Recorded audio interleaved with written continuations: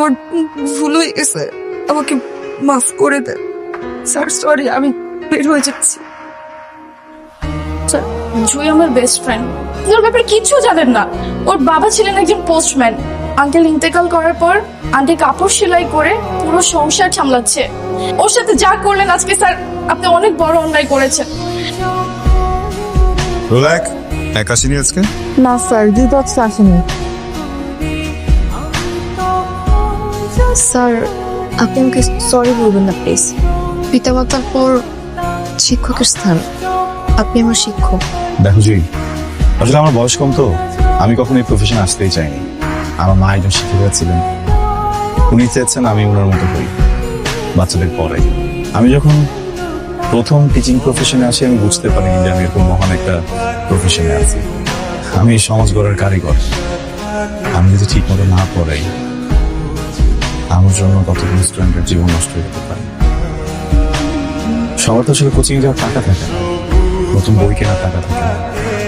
আমার ক্লাসের বাচ্চাগুলো যদি আমার পড়াগুলো ঠিক মতো না পড়তে পারে, আমি যদি না বুঝাতে পারি, ওরা বাইরে গিয়ে কিভাবে পড়বে? আর আমার বাবা একজন পোস্টম্যান ছিলেন। বাবা মরে যাওয়ার পর মা সেলাই কাজ করে আমার পড়াশোনার সব খরচ চালায়। কালকে থেকে যদি ঠিক মতো ক্লাসে না আসো তখন কিন্তু খবর করে ছেড়ে দেবো, এটা মাথায় রেখো। আমি তো ক্লাস মিস দিই না স্যার, আপনিও নিয়মিত আসবেন। আসবো। Thank you. Most welcome sir. আচ্ছা,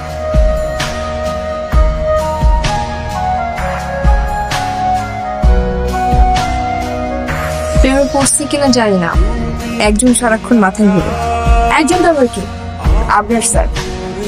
যারে দেখতে পারতি না, সে এখন তোর ভালোবাসার মানুষ। আমি ওনাকে প্রচন্ড ভালোবাসি। জয় কি অবস্থা তোমার? কিছু হয়েছে? স্যার, আমি একটা কথা বলবো আপনাকে। বলো। স্যার, চোখটা একটু বন্ধ করেন। বলো। আমি আপনাকে ভালোবাসি। এভাবে তাকিয়ে আছেন কেন? আপনার বয়স 26 আর আমার 19। আমি আপনার থেকে 7 বছরের ছোট, বেশি ছোট না। আপনি ভেবে দেখেন, আপনাকে সময় দিলাম। জয়, তোমার মতো একটা মেয়েকে ডিনাই করা ডিফিকাল্ট। আমার মতো একটা ছেলের তোমার মতো একটা মেয়ের জন্য কিছু ফিল করা অনেক ন্যাচারাল। এত তাড়াহুড়া করা উচিত না। আপনি আমাকে সান্ত্বনা দিচ্ছেন? আপনি মনে হয় আমাকে ভালোই বাসেন না, কিন্তু জয়, মাঝে মাঝে সময়কে সময় দিতে হয়।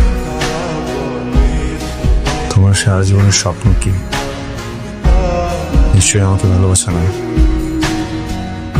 এটা কারো জীবনের স্বপ্ন হতে পারে না।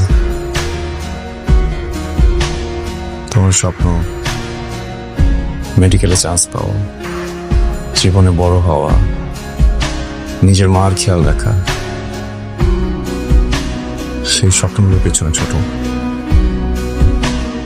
একদিন দেখবে স্বপ্নগুলো তোমার পেছনে ছুটবে।